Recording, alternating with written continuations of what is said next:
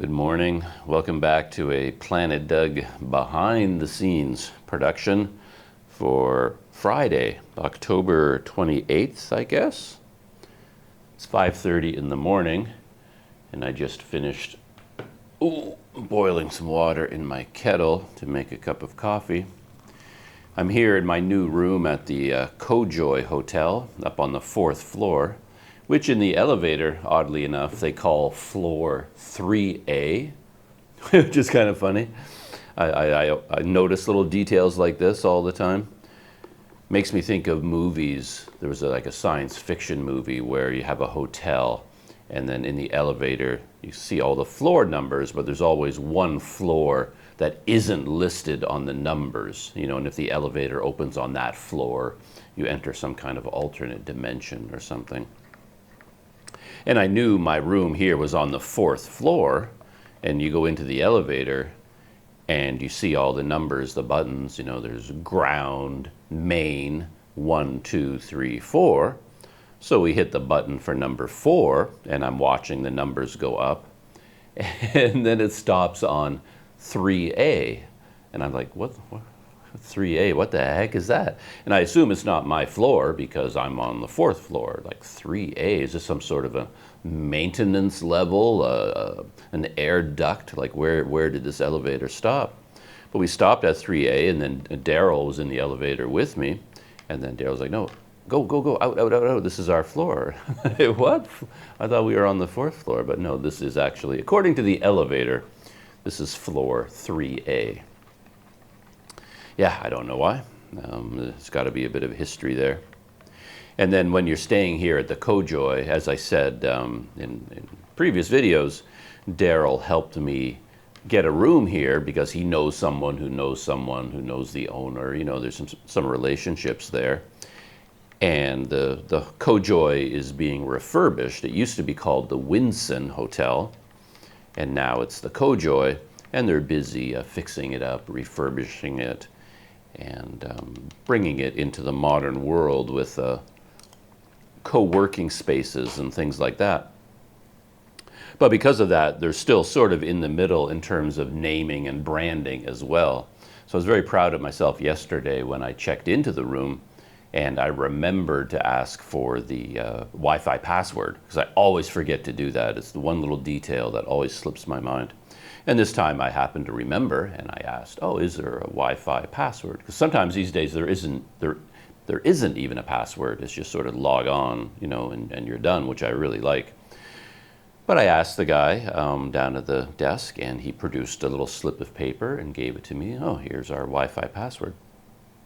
When I was up in the room here with Daryl settling into the place, I thought, oh, I'll just check to make sure. And I look at the instructions on the slip of paper, but it still had a Wi-Fi network with Winson attached. You know, the Wi-Fi network was Winson, and then whatever the password was, and then 2020. So, oh, okay, it's still, you know, they haven't changed that to Kojoy yet. So I try to log into that Wi-Fi network, and it won't work. And this is often the case, that the password is not written down correctly. Like, it'll all be in lowercase, the way they wrote it down, but in real life, the first letter is capitalized. So you try that. That didn't work. And I thought, well, maybe the whole word is supposed to be capitalized, so I capitalized the whole word. That didn't work. Daryl's over here. I'm doing it over here on a chair. Daryl's over there on a bench, and he's busy trying to log into Wi-Fi, and he's trying all kinds of different variations, and he's not able to get in either. Yeah, I tried every variation I could think of, and I wasn't able to get in. And then I hear a cry of triumph from Daryl. It's like, he got in. So he had to do two things in order to get in, because the slip of paper gave us the name of the Wi-Fi network, Winson, and then there was another one also labeled Winson that was a little bit different, and I was trying the one that was on my slip of paper. I was just altering the password. But Daryl, he was thinking outside the box, and he was altering the password and trying the other network, and that got him in. So the the little slip of paper I was given was completely wrong on every level. You know, it was the wrong password and the wrong network. And then you just had to sort of mix and match them and combine all of your thoughts, and you could eventually get in. It's like cracking a safe sometimes. Yeah, I thought I'd fire up the camera for this morning account of yesterday, just because it was such an interesting day. Like, moving into a new hotel is always a big deal. And it started with meeting Daryl for breakfast. We went to Bun Chun. I'm still in Chinatown, by the way. Like, the hostel where I was staying, Morrow House, was right across the road from Pasar-Seni MRT station and the giant Travelodge that's there. That's kind of where that place was.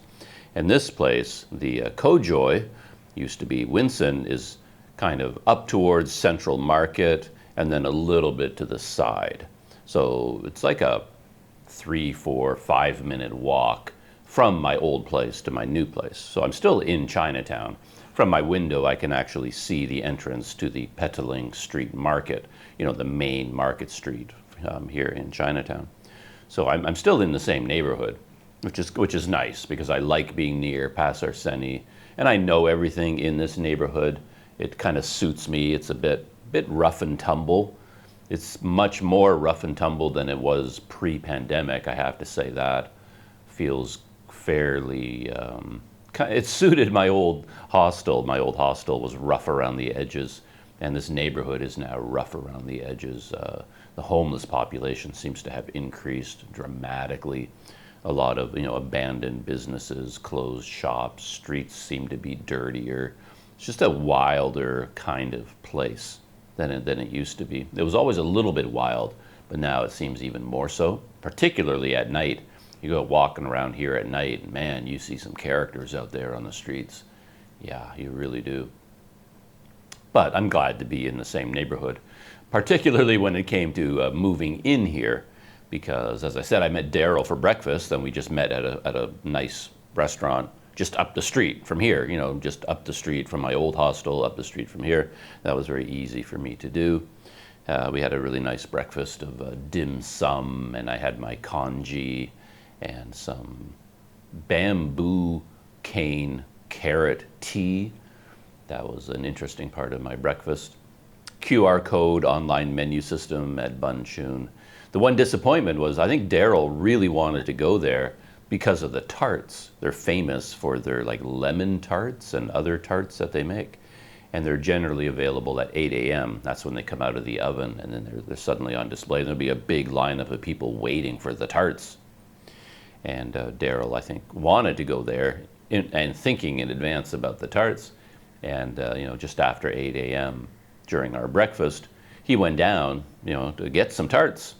And they weren't out of the oven yet. For whatever reason, you know, they were running behind. And yeah, no tarts. So I think he was disappointed about that. Here at the Kojoy, they have a hot water dispenser out in the hallway. It's like a little water unit. At first I thought there was no water in it because it looked like it was supposed to have a big, like one of those big water jugs, you know, the 10-gallon or 5-gallon jugs, you know, you turn upside down and put on top. It looks like it has something up there that could do that. And there was no bottle. So I thought, oh, they don't have any water. Because the guy at the front desk, he did say, oh, by the way, there's water on your floor, you know, hot and cold, a water dispenser. And then I went up there, I was like, oh, they don't actually have any bottles. But it turns out they don't use the bottle, they actually piped in water from the water line, and it goes directly into the machine through a water filtration system. So it filters the water, and then it comes out either hot or cold. So we do have that out in the hallway, but I also have my own kettle, which I plugged in here in my room. And I fill that up with water from the machine, and then I just brought it in here. I filled it up last night, just so I would have water ready to go this morning. And yeah, I can make my cup of coffee this morning. So after breakfast, Daryl came with me, and we just walked the short distance up here to the Kojoy. And Daryl had made special arrangements for me to check in at 9 a.m. That's a bit of an unusual situation because it is functioning as a hotel. You know, they have check-in time, they have check-out time, you know, they have all the hotel things you would expect. But I took this room for a month and a week, I guess, the way it turned out. I was only going to get it for the month of November, but then it turned out it was available for a week in advance, which is why I'm here now.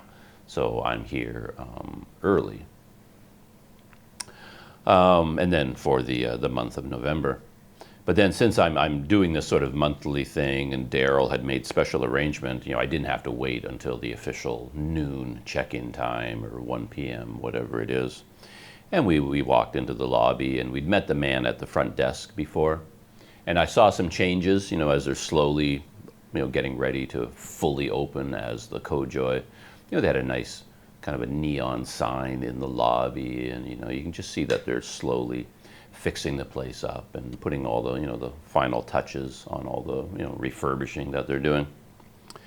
And yeah, we talked with the guy about what was going on, and he's sort of caught in the middle between us and the owner, because Daryl and his friends are making all these arrangements directly with the owner.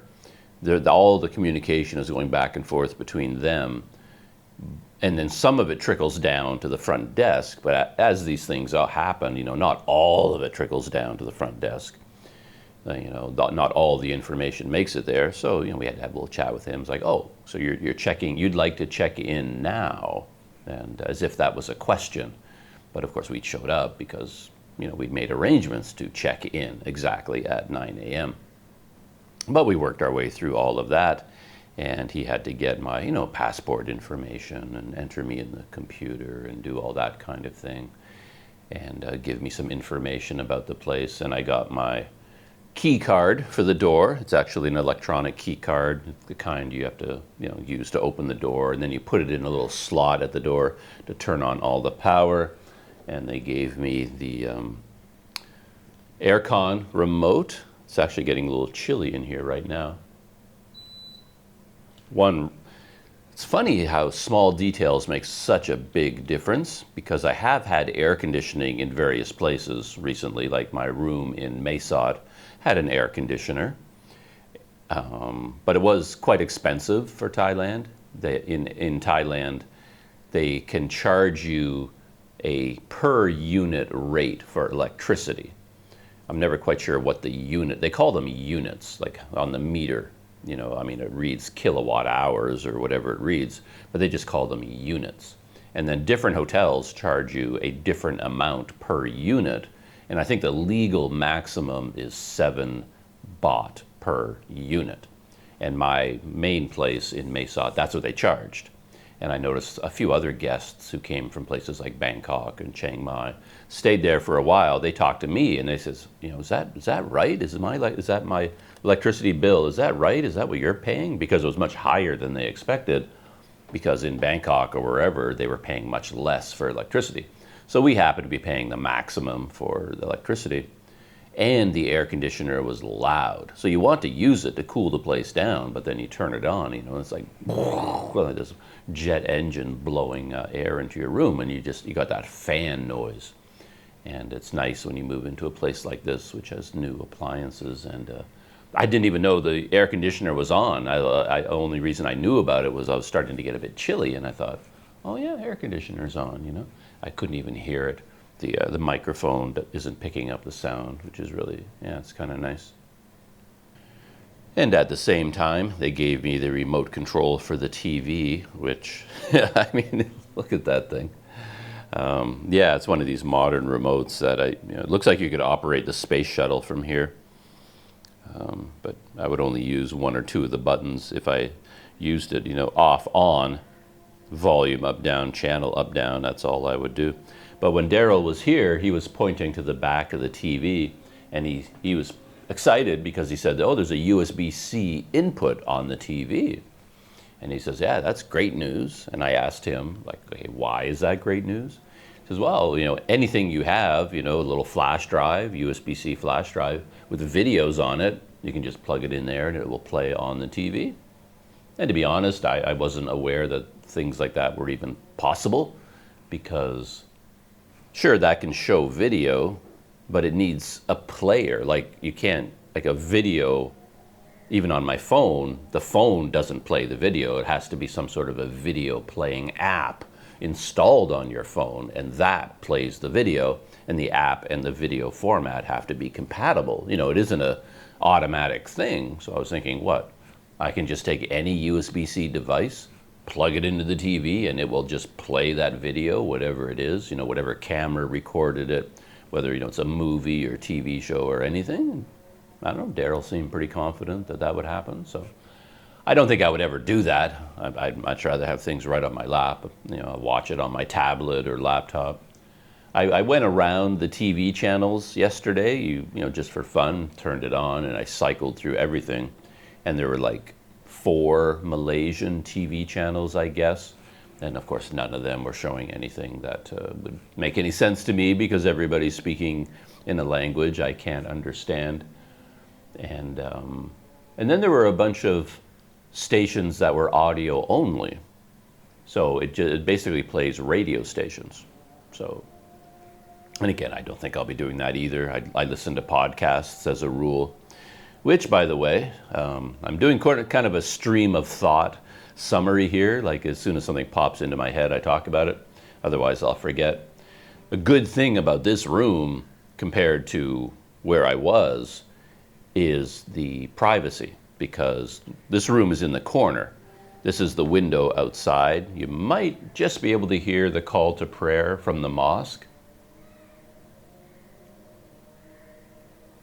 That's coming through the window. You can hear some birds cawing out there. And on that side, I don't think that's the stairwell. There's no rooms on that side of me, and over here is the hallway, and over here is the hallway and the stairwell. So I have no neighbors at all. Plus the walls are really thick. The door is really thick. Therefore, I can use my phone to play the podcast, and I can use my JBL speaker to play, and I can play it as loud as I want, or I can play music as loud as I want. I love this thing because I can just carry it around everywhere. The music is playing out here on my phone, but this is connected through Bluetooth, and I can just take this. It's waterproof. I can just take it into the shower and hook it up, and I can listen to music or a podcast while I'm showering. At my old place, I couldn't do that because the windows and doors and walls are incredibly thin, and the spaces are very tight, and there are other people all around me, above me, to the side, across the hall, and everybody has their they even sleep with their doors open, because that place had no air conditioning. It was so brutally hot in there. If you closed your door, the room just turned into a sauna, so quite a few people would sleep with their doors wide open. And then the windows, because the rooms did have windows, not all of them, or some of them, yeah, just some of them. They would have windows, but the windows don't go outside, they open into the interior of the hostel. So it basically just opens into the narrow hallway.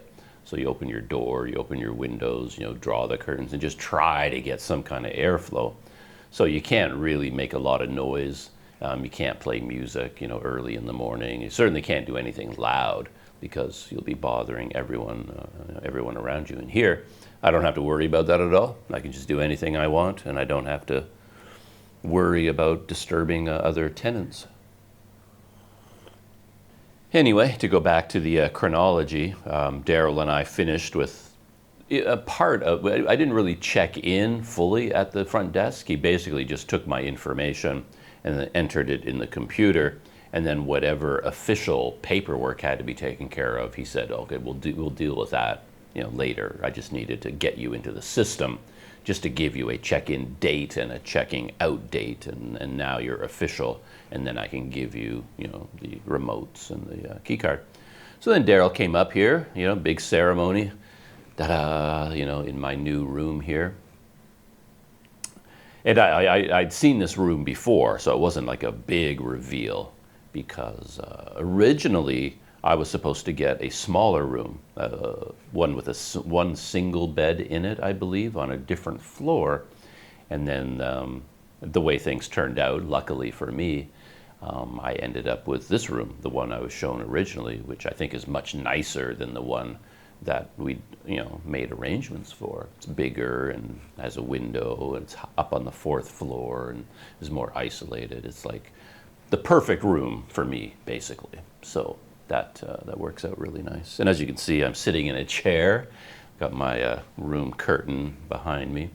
Not exactly a recording studio, but I could have sat on the bed. I was actually setting up the camera as I did at the other guest house, and I was going to have it teetering on the mattress, and because I usually sit on the bed with the laptop on my lap. That's where I would do things, and I have my coffee on a little bedside table. But I thought I might as well take advantage of all this space.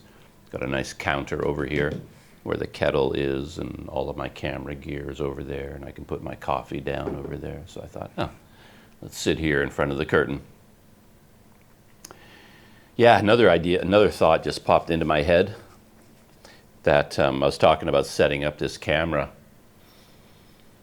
It's amazing how life can be controlled by small things. Like the smallest thing can make a big difference. And it's almost like rolling dice that has like two sides, like a two-sided dice, if such a thing could exist, where you roll the dice and it could be really bad. Something could happen that could have been a disaster, but a slight tweak and it wasn't a disaster. And one of those things happened to me yesterday. Craziest thing has to do with cameras, of course. Everything always has to deal with cameras like this. It involves my Olympus camera, which I'm shooting with right now. A larger, heavier, far more expensive and more sophisticated camera than the GoPro, that I usually use. So this is quite a big deal, this Olympus camera. And I was mounting it on a selfie stick that I use for GoPros. And it's rated, the weight, it's rated for a camera of this size, so that was okay. But the selfie stick has a GoPro finger mount on the top. So in order to mount the Olympus, I have to put in an adapter, which goes from GoPro fingers to tripod mount, and then I screw in a ball head into the tripod mount and put the Olympus on top of that. And that's what I have been using for a while now. And then yesterday, I was at the Morrow House at my old hostel, and sitting on the edge of my bed, I may have been shooting a journal there. I don't know what I was doing. I can't remember. But then I grabbed the tripod, the selfie stick tripod with the camera on it, and brought it and carried it over here, and the whole camera snapped right off the top.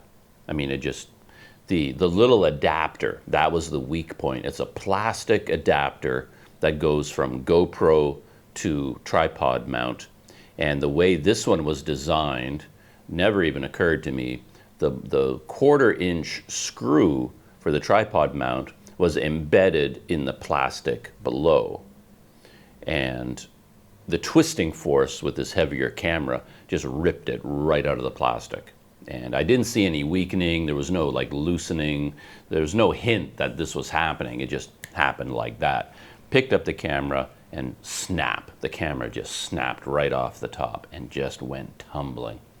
And had this happened at any point outside, because I carry this camera on the end of the stick all the time, it could have snapped at any time. It would have fallen, 6 feet to the cement and smashed the camera to pieces. Inside my room, it's got a hard floor surface. The camera snapped off, goes tumbling through the air, could have landed on the floor, smashed into a million pieces. But the dice landed on the non-disaster option, and as I was lifting it towards me, the adapter snapped in two, and the camera just happened to plop right onto my lap, like right onto my soft thighs, and I reached out and cupped it, and so it didn't fall to the ground.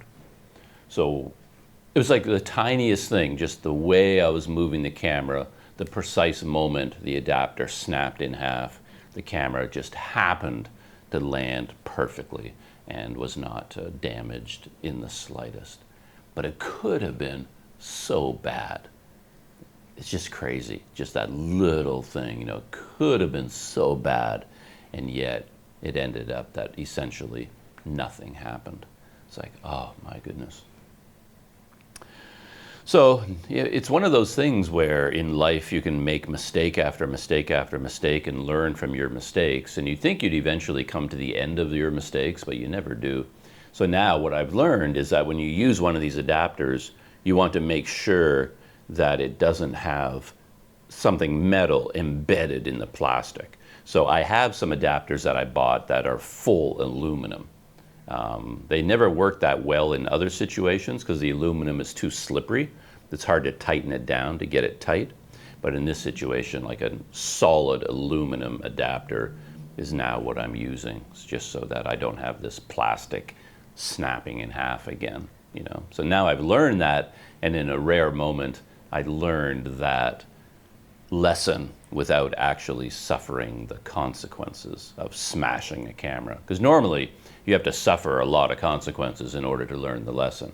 But in this case, I didn't have to. So it's like, whew, nice. You know, a little bit of luck came my way there. And of course, a lot of luck for getting this room. And the story of the room, I'm going to come back to that now. Speaking of cameras, something else I learned recently, which solved the mystery for me, is that this Olympus camera has a 30-minute recording limit for video. So it can record 30 minutes of video and then it just shuts off. It stops recording, which I didn't realize.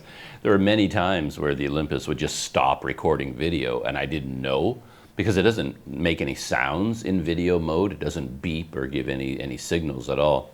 And it's really hard to see, you know, the recording light. There is no recording light, but on the LCD screen, there is one. There's a little red dot, but it's covered up by the microphone plug, so you can't even see that. So it often just stops recording, and I'm babbling away, and I have no idea it stopped recording. And I'm like, why does it keep turning off?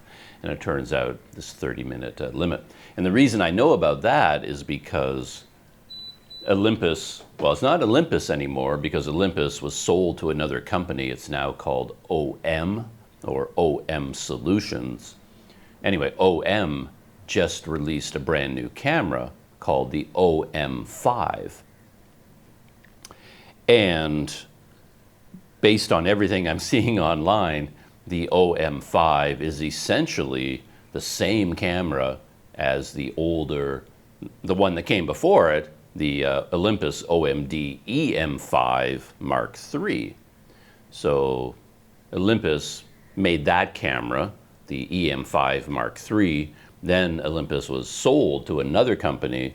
The new camera, the very first, well, is it the first? No, it's not the first camera, but they released this new camera, the OM5, and it's essentially the same as the EM5 Mark III. I think people were hoping for some big improvements, you know, like a new sensor, some big flashy changes, and people had a wish list for all the things they were hoping for that would be added to the EM3, you know, the EM5 Mark III. And then when the OM5 came out, it was like it's essentially the same camera, except for a few tweaks here and there. But one of the tweaks is they got rid of the recording limit. So people do mention that. It says, well, at least they got rid of the 30-minute recording limit. So that's the only reason I know about it, was because everybody was talking about the new camera, the OM5, and there is no recording limit. So he says, what do you mean? There used to be one? And then I checked and said, oh yeah, okay, my camera has a 30-minute recording limit, then it turns off. It's like, that solves that mystery. Well, going back to yesterday, yeah, Daryl and I took care of all the arrangements, eventually paid for the month. There was a deposit. You have to pay a deposit for a room like this to cover, you know, you don't run off with the remote controls and the key card and stuff like that or damage the place. And that is one difference, I must say. The place where I was staying, you know, very low budget, kind of extreme low budget. There are many disadvantages to those places. The biggest advantages, of course, they're cheap. That's why you stay in a place like that. They're just really inexpensive. And that's why I stay in those places. But the other advantage to them is because they're so cheap, there's also a certain informality, which I like. They're very casual. Like when I showed up in Kuala Lumpur and went back to that place, getting the room was as simple as the guy tossing me the key. So, okay, here's your key. And that was the end of it. I mean, well, of course I paid him, and then he gave me the key, and then he went away. And that was the end of it. You know, it's like I've barely spoken to the guy since, never see him. There's no paperwork, there's no agreements, there's no contracts, there's no deposits. He didn't ask to see any ID, doesn't need a phone number. I mean, give him money, he gives you a key. And that's how low budget places operate. And I kind of like that, it's my style. So here, of course, it's a much more official place. And when I first checked in, we didn't deal with any of that. But then when I went down the first time, I was going to go back to Morrow House, my old hostel, to get my stuff and move in. I passed by the front desk, and the man down there, kind of waved me down and says, okay, we've got some stuff to take care of over here. And he had a receipt for me. So I have to keep the receipt, and then with that receipt, I get my deposit back when I check out. And then he just pulled out a stack of papers. He needed some signatures, and there was a lot. I mean, it was a novel, So and he says, you might want to read this. This is the agreement, the rental agreement, this agreement, the contract, this, that. And I just signed it all. I mean, I'm not going to read, 8 pages of thick text to try and figure out what it is I'm signing. And it's not like if I find something in a paragraph I don't like, like the replacement fee for the air conditioner remote is, too high in my opinion. It's not like we're going to be able to negotiate that point.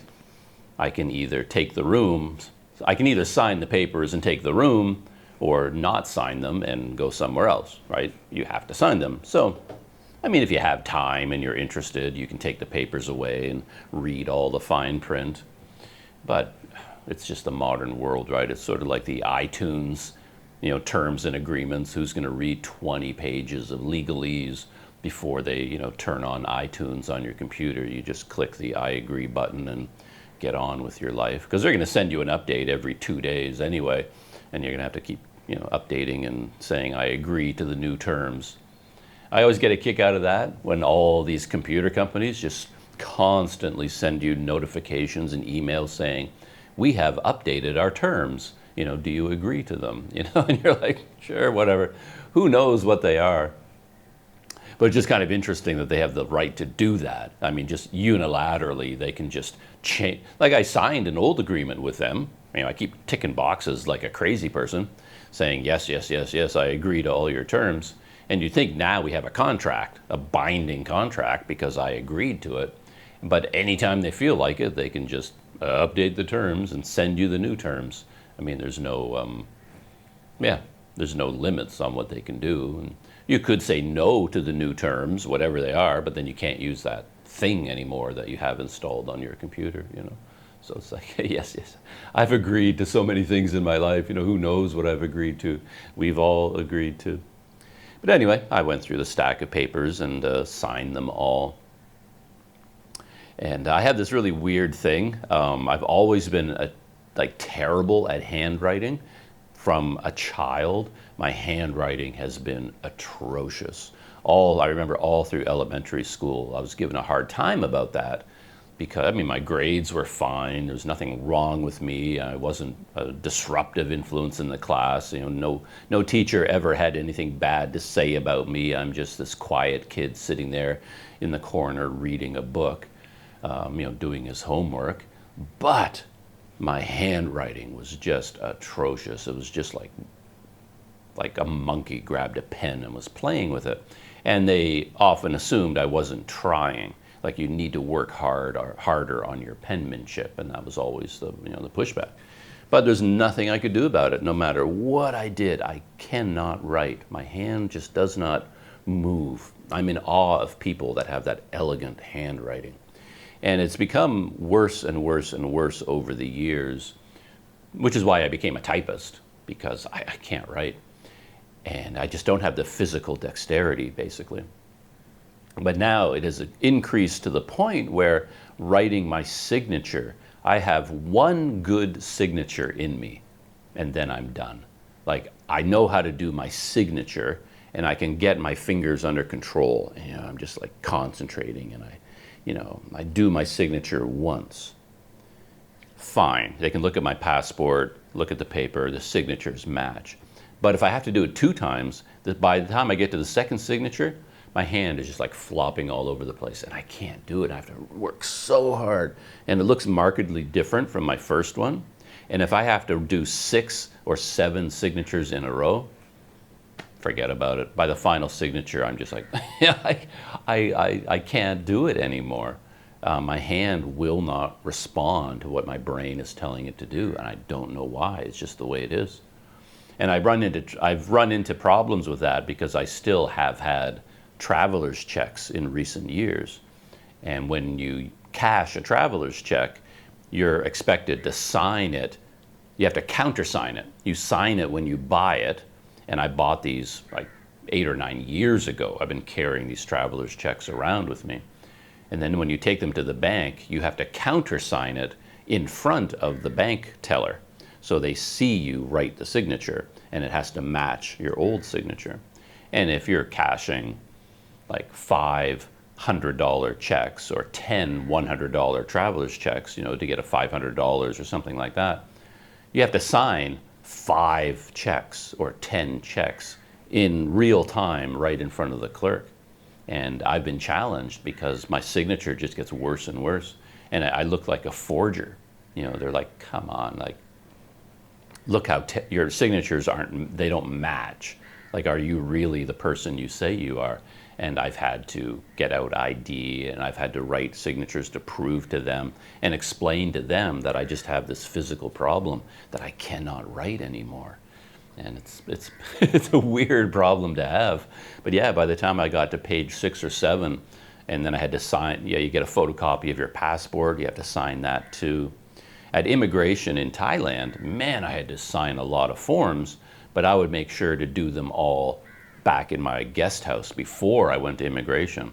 Because if I tried to sign all those papers in front of them, my hand would just stop working and I wouldn't be able to do it anymore. Really funny. But I signed all the forms, got the receipt, and then I went back to Maro House. And my plan was to just gather up the essentials. I just wanted to grab the most important things that I need in my life, and then bring them over here. Because I have my other stuff, I have my cycling equipment and camping equipment and my bicycle and bicycle trailer and pannier bags. I have all that. I didn't want to move it all at once because I can keep my old room for a few days. The rental terms overlap. So I have plenty of time. I could stay here, I could stay there. Basically, I have 2 rooms right now. Actually, I ended up spending most of the day at my old room. I had this brand new, gorgeous, beautiful room. But when I got back to my old guest house, everything there was all set up. Like all my computer gear, everything was plugged in, everything was charging. My kettle was there, coffee was there. Then I basically settled in there for the day because I needed to work on some videos. And I thought, I'll just do it right here. And I spent most of the day back at my old room, sweltering in the heat, just working on videos. And then around 3 o'clock or 4 o'clock, something like that, then I set that aside. Then I just packed up the essentials in my backpack. And then I came over here. But then I had to do a weird thing as well. I'm always doing such weird things in my life because the owner of the other hostel, or not the owner, he's the manager, he operates a little shop right beside the door to that hostel. And I'm essentially moving out of that place, right? I spent the night here last night. I didn't spend the night in my room there. But I don't want to give up the room. I've paid for it up until November 11th or 10th, maybe November 10th. So I have another, whatever it is, I don't know how many days are in October, but I've got another 12 days that I've paid for on that room. So I'm going to leave stuff there and then bit by bit move everything over here. I may even work on my bike over there because there's more room and everything's going to get dirty, and that place is dirty already anyway. You know, I don't want to bring my bike up here and start cleaning and greasing it. I'll do all that over there. So I want to keep that room, but at the same time, I'm walking out the front door with a big backpack and my knapsack in my hand. So it looks like I'm checking out. So I don't want the manager to see me doing this, because that's just going to lead to a lot of questions. I don't want to explain to him, okay, I've taken another room, but I want to keep this room because I've already paid for it. Because if he sees me leaving with my backpack, he's going to be like, what's going on? Are you checking out? If you're checking out, I want my key back. And there's going to be all this confusion. I wanted basically to be able to move my stuff out of that room into this room, and I don't want him to see me doing it, you know. So I've got Google Maps out, and I'm sort of plotting, okay, if I go out the door and I turn left, there's an alleyway there, and I can duck down that alleyway, and then nobody will see me, you know. The things I end up doing in life. And I think I was successful. I kind of opened the door to the hostel, and I poked my head out, and you know, I was like, okay, he's not there, nobody's there, you know, nobody can see me, you know. And then I tiptoed out and dashed down to the alley and went up there, and then he never saw me leaving, you know, with my backpack on. So as far as he's concerned, I spent the night there.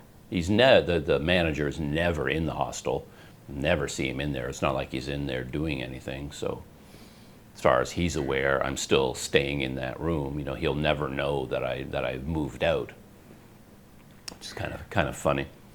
So yeah, then I brought all my stuff here, and that was a lot of fun. I like to get organized in a new place, figure out all the outlets.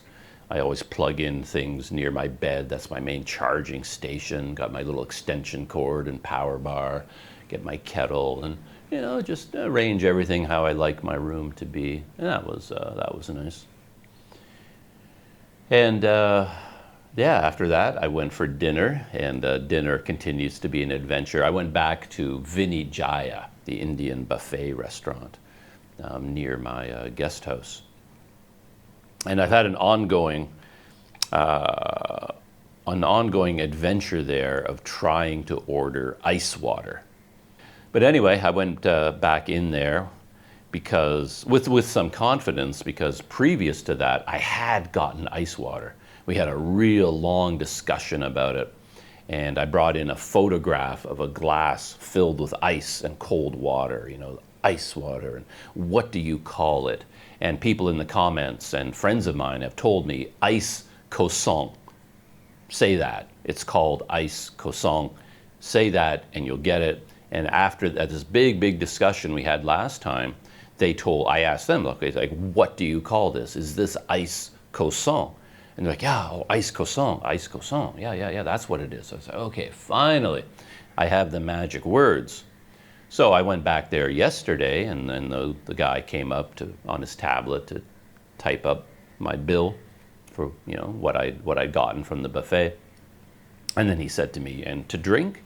And I confidently said, ice croissant. Ice croissant. I'm looking at him like, are we communicating here? He said, okay. And then I kind of emphasized it, so it was like cold water, like ice croissant. He says, yes, I know what is ice croissant. And you know, ice water, cold water, yes, ice croissant. So that, yes, I finally found the magic words. Goes away, comes back with a big cup of boiling hot water. Again, right? And it's like, well, that didn't work. Ice croissant doesn't work either. So when we put the cup down on the table, then I kind of looked at it, and then I followed him with my eyes. I kind of turned around in my chair and was like, you know, I'm like, what? Again? Like, how can we not figure this out?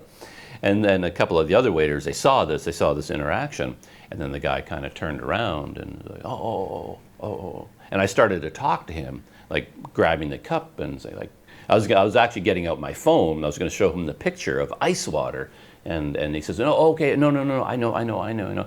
And he took the hot water away and then came back with the same glass but filled with the ice water.